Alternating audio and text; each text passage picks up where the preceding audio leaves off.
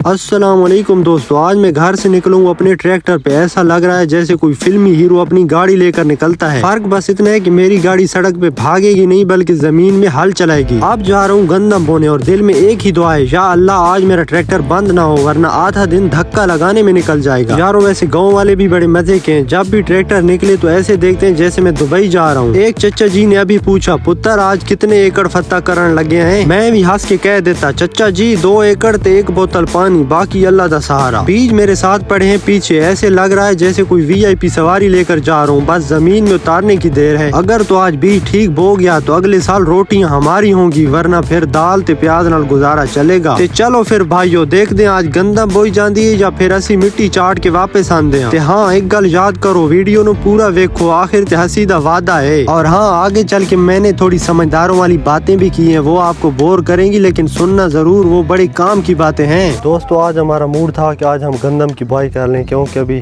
मौसम आ गया, सीज़न आ गया गंदम का, तो आज हम गंदम की बुआई करने आ गए। ये रहा मेरा ट्रैक्टर और इसकी हलों पे हम बीज लेके आ गए।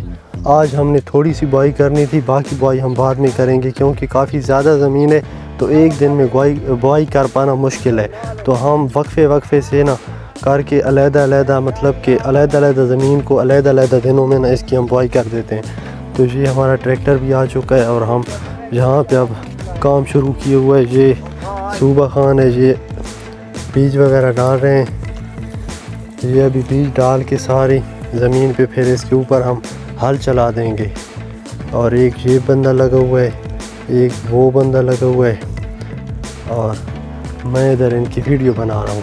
एक वक्त था जब गंदम की बुआई होती थी तो हर कोई खुश होता था क्योंकि ख़र्चा कम होता था और उसका प्रॉफिट ज़्यादा मिलता था। लेकिन अब एक ऐसा भी वक्त आ गया कि जब बंदा बुआई करता है तो सर पकड़ के बुआई करता है, क्योंकि इतना ज़्यादा ख़र्चा हो जाता है ना गंदम पे कि आपको क्या ही बताऊं। लेकिन इसका प्रॉफिट तो बिल्कुल ना के बराबर है, क्योंकि एक एक चीज़ इसकी इतनी महंगी कर दी है कि ज़मींदार बेचारे, किसान बेचारे ख़रीद भी नहीं पाते। कुछ लोगों ने तो गंदम की बुआई करना ही छोड़ दिया क्योंकि इतनी ज़्यादा महंगाई है और इतनी ज़्यादा महंगी चीज़ें दे रही है हुकूमत, तो लोगों ने बुआई करना ही छोड़ दिया। अब आप खुद ही सोच लें कि एक गंदम की बोरी की कीमत 6 से 7 हज़ार कर दी, लेकिन वही एक मतलब कि इसमें जो खाद डाली जाती है, सोना DAP और DAP की खादें डाली जाती हैं, उनकी कीमत आप मानोगे नहीं 15 हज़ार कर दी। और वो भी बिल्कुल नाकिस खादें हैं, उनमें कोई क्वालिटी भी नहीं है।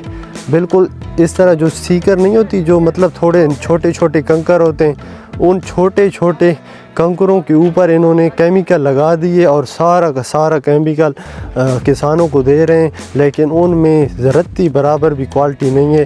किसान बेचारे कहाँ जाएं, किसान बेचारों का बुरा हाल है। ये देख लें गधों की तरह बेचारे काम करते हैं, दिन रात गधे बने हुए हैं ज़मीनों में, लेकिन मिलता इन्हें कुछ भी नहीं है। किसान को अब माफिया भी ऊपर से कहते हैं कि किसान माफिया है। किसान माफिया नहीं मेरे भाई, किसान वो है जो पूरे मुल्क को फूड सप्लाई करता है, जिसके कंधों पर पूरा मुल्क चल रहा है, जिसकी वजह से पूरा मुल्क रोटी खा रहा है, वो है किसान। लेकिन इस हुकूमत ने तो किसान को बिल्कुल माफिया करार दे दिया कि किसान माफी हैं। तो गाइस आप देख लें, इतनी सारी ज़मीनों की जब बुआई की जाती है, इतनी ज़्यादा मेहनत होती है कि आप सोच भी नहीं सकते। कहना तो आसान है कि यार बुआई कर रहे हैं, क्या होता है, इतना ख़र्चा आता है, जो ये होता है, इतनी ज़्यादा मेहनत होती है कि आप इमेजिन भी नहीं कर पाते। लेकिन उसके बावजूद किसान माफिया कहलाया जाता है। इसको ज़मीनों में, फसलों में डाली जाने वाली जितनी भी खादें हैं, जितनी भी स्प्रे हैं, सब की सब इतनी ज़्यादा महंगे दामों में दी जाती हैं कि किसान बेचारे की कमर तोड़ दी जाती है। लेकिन किसान बेचारा फिर भी हंसी खुशी अपना काम करता है और वो फसलें उगाता है ताकि पूरे मुल्क को उन फसलों की सप्लाई कर सके और पूरा मुल्क उनकी लगाई हुई फसलों से फ़ायदा उठा सके और वो बेचारे कुछ थोड़ा सा मुनाफा कमा सकें। लेकिन ये हुकूमत, अब मैं क्या कहूँ, very poor decision of this government. ऊपर से एक और मज़े की बात बता दूँ, جب کسان بوائی وغیرہ کرتے ہیں تب گندم بھی مہنگی ہو جاتی ہے، ہر چیز مہنگی ہو جاتی ہے، اور جو بکریوں وغیرہ کے ریٹ ہیں وہ کم ہو جاتے ہیں، کیونکہ انہیں پتہ ہے کہ کسان جتنے بھی ہیں وہ سارے ان کا دار و مدار ہے بکریوں پر ہے اور یہ فصلوں پر ہے، کیونکہ اس موسم میں کسانوں کے پاس پیسے تو ہوتے نہیں، وہ بیچارے اپنے مال مویشی بیچ کر گندم کی بوائی کرتے ہیں۔ تو اس سے کسائی مافیا بھی فائدہ اٹھاتا ہے اور ویوپاری مافیا بھی فائدہ اٹھاتا ہے، وہ کسانوں کی اس مشکل وقت کا بڑے بھرپور طریقے سے فائدہ اٹھاتے ہیں، اور فائدہ اس طرح اٹھاتے ہیں کہ 20,000 والی چیز 10 میں لے لیتے ہیں، 50,000 والی چیز 30 میں لے لیتے ہیں، لیکن بیچارہ اب کسان بھی کرے تو کیا کرے، اس کو بھی اور تو کوئی سائڈ نظر نہیں آتی، تو وہ بیچارہ بھی 50 والی چیز 30 میں بیچ دیتا ہے۔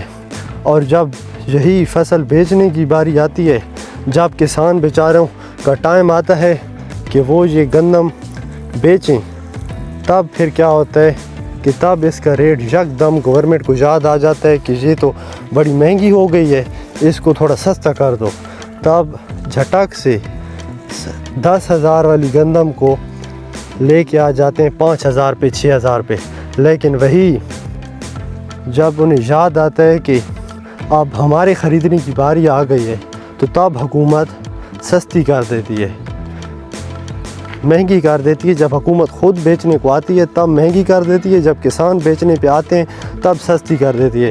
تو میرے بھائیوں، اگر آپ بھی ان پریشانیوں سے گزر رہے ہیں تو کامنٹ میں ضرور بتائیں، کیونکہ میں جانتا ہوں اب جتنے بھی یہ بندے ویڈیو دیکھ رہے ہیں، 100 بندے اگر دیکھیں گے تو اس میں سے 70 بندے تو کسان ہی ہوں گے۔ تو بھائیوں، آواز اٹھاؤ کہ ہماری کھادیں سستی کی جائیں، ہماری سپرے وغیرہ سستی کی جائے، اور تھوڑا سا اس کا ریٹ بڑھایا جائے تاکہ کسان کو بھی کوئی پروفٹ ملے۔ ایک سال پورا محنت کرتے ہیں تو اس کا کوئی نہ کوئی پھل تو ملنا ہی چاہیے۔ تھینک یو، بائے بائے، اللہ حافظ، اور کامنٹ ضرور کریں کہ کیا آپ کے ہاں بھی ایسا ہی ہوتا ہے یا صرف ہم ہی اس میں پسے جا رہے ہیں۔